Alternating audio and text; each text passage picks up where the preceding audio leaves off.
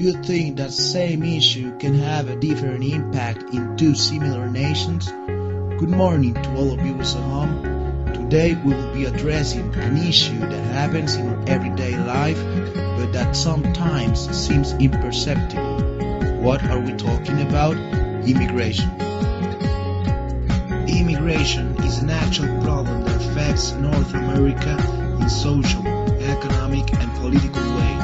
The United States and Canada are the main countries involved in this conflict. However, they take a different position facing the situation. USA reacts in a close way against the immigration.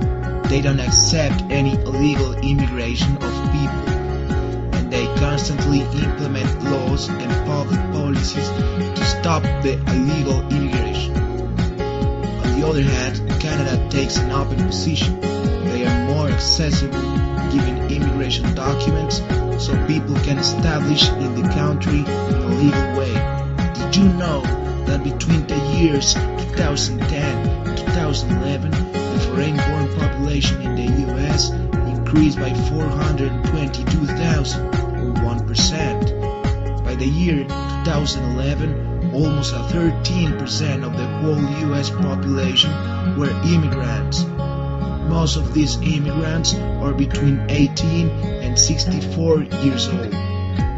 These immigrants come mainly from Mexico, other Latin American countries, and Asia. Immigrants are an essential element of a strong U.S. economy, fulfilling the intrinsic need of the labor force for workers. Let's check some info about Canada. This information is an approximate of the immigration population in Canada. In the year 2012, 20% of Canada's population were immigrants. The majority were from the UK, China, and India. Most of these immigrants are younger than 35 years old. Canada offers a low-cost standard of living with a first-rate living condition that can be found in many developed countries around the world. After taking a look at these numbers, we will head over to a reporter, Brittany, who is with a representative of the U.S. Immigration Department. Good morning. Today we are here with Mr. John White, who will be talking about some aspects of the immigration law and procedures that are followed in the U.S. Hello, Mr. White. How are you doing today? Can you please talk to us about the immigration laws that are enforced in the USA? Good morning, Brittany. In the U.S., the immigration law has been a very important aspect of our daily life because of the big quantity of people that want to live in the U.S., but the restrictions in this law had been mainly reinforced after the attacks of 9/11. Since that day, we have been very severe in the security of our country, but it's because we have to protect it. So if a person wants to get a visa, it has to give us various papers so we can know that we can trust in him to get in our country. Also, if a foreigner wants to go beyond the states to abroad of our country, he has to request for a special permission. And if a foreigner wants to be a U.S. citizen, the process of applying for it is known as naturalization. For applying, you must be 18 years or older, be a permanent resident for 3 to 5 years, be a person of good moral character, have knowledge of the U.S. government, and know the basic English. Then you have to complete an application and wait for approval. This can be hard because we take care of our country, as I already said. But if you get it, you will have many benefits and rights.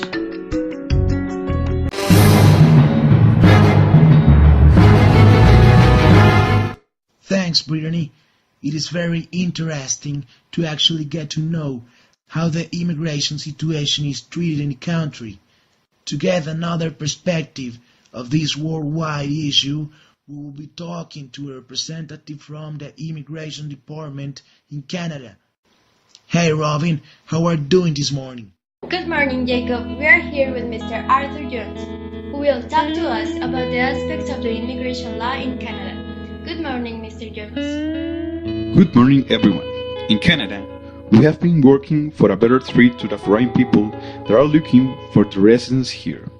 This is because we are always looking for capable people that are willing to work in our country and help us make it a better place. We have various programs for immigration like our economic immigration program, which the next year hopes to give 15,000 permanent residences. Also, we'll improve a new plan in 2015 that we will process the applications by internet and have a resolution in less than 6 months.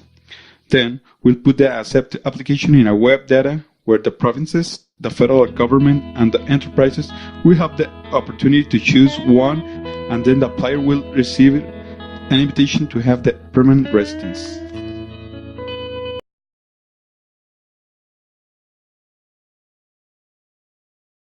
Thank you, Robin. It is also important to hear how this situation is actually treated, what goes on behind the laws and the governmental processes.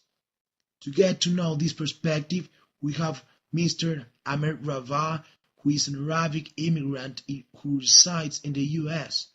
Good morning, Mr. Rava. How are you doing? I am doing great, grateful Allah. Would you like to tell us what the main reason was for you to come to the U.S.? So at first I was a Hezbollah member, so I wanted to kill all the Americans, but now I just want to do some honest work. So how did you manage to enter the country? First it wasn't illegal, but after a while a friend of mine helped me to get my citizenship and now I am an American. Have you ever felt like there has been discrimination of any kind towards you because of your nationality?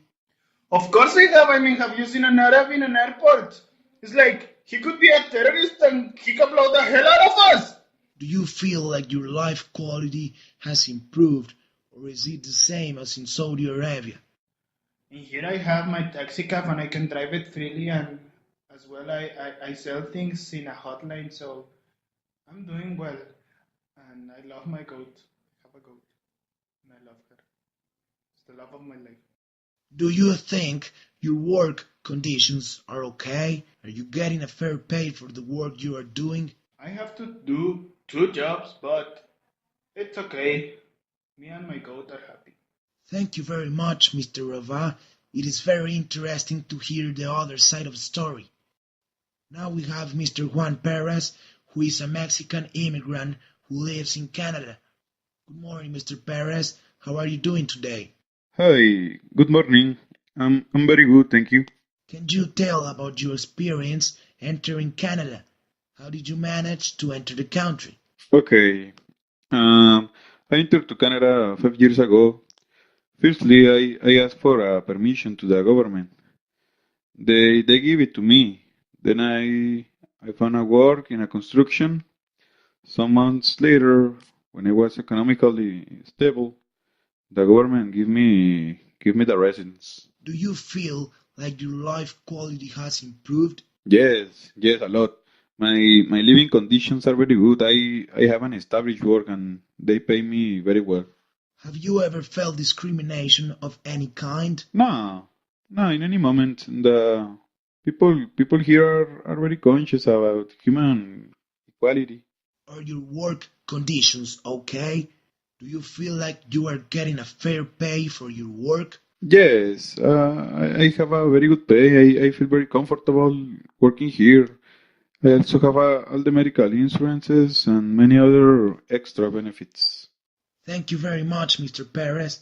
It is very shocking to see the big differences between Canada and the US. To learn a little more about this topic, we have the presence of Ms. Sandra Harrison, who is a specialist in international relations. Tell us more about the organizations that take part in this issue. Hello. This is an issue that has been around for a long time.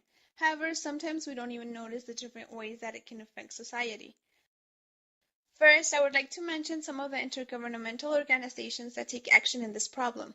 The Organization of American States and the United Nations are 2 of the principal actors. Some non-governmental organizations are the Immigration Watch in Canada and the Committee on Immigration, and in the U.S., the Migration Policy Institute. If we want to make an international perspective analysis, it is important to mention the international actors that participate. In this case, we have the states that are the US, Canada, and all the other countries from which we have the immigrants. Of course, the individuals that are the actual immigrants, mass media that are the news channels, social media, and every other way that we can get the news spread about what's actually going on. We can make a state level of analysis since we are seeing how this issue affects the states. And for example, in the US, we have evidence of realisms. Ever since the 9/11 attack, the countries has intensified their security measures, yes, and it is harder now to get a citizenship or even just a tourist visa. This happens because this country feels a lot of insecurity and they feel like they need to be protected from others.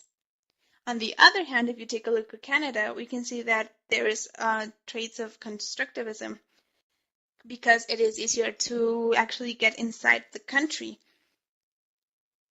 There's actually some organizations or NGOs NGOs that help people get Canadian citizenship. For example, there's one that's called Citizenship and Immigration Canada. Their main objective is to invite people from all over the world to migrate to this country. They offer you plans of studies, work, and other facilities. We can see here that this problem affects these two countries in a very different way, and it's very interesting that being like neighbors, they have so different ways of handling this problem. After analyzing the cases and hearing these different points of view, it can be said that there are many differences between the two countries. One of the main reasons is because Canada has 9.9 million square kilometers and only 35 million people, according to a report in 2012, in comparison with the US that has 9.8 million square kilometers and around of 314 million people. One option to the governments of those two countries regarding the migration issue is to make citizenship policies stronger, so that people that are trying to become whether US or Canadian citizen found it not too easy. This will consequently reduce the people trying to enter the countries. Origin countries' governments should be able to offer better opportunities to their citizens by taking advantage of their natural resources and workforce, so people is not enforced to leave those countries.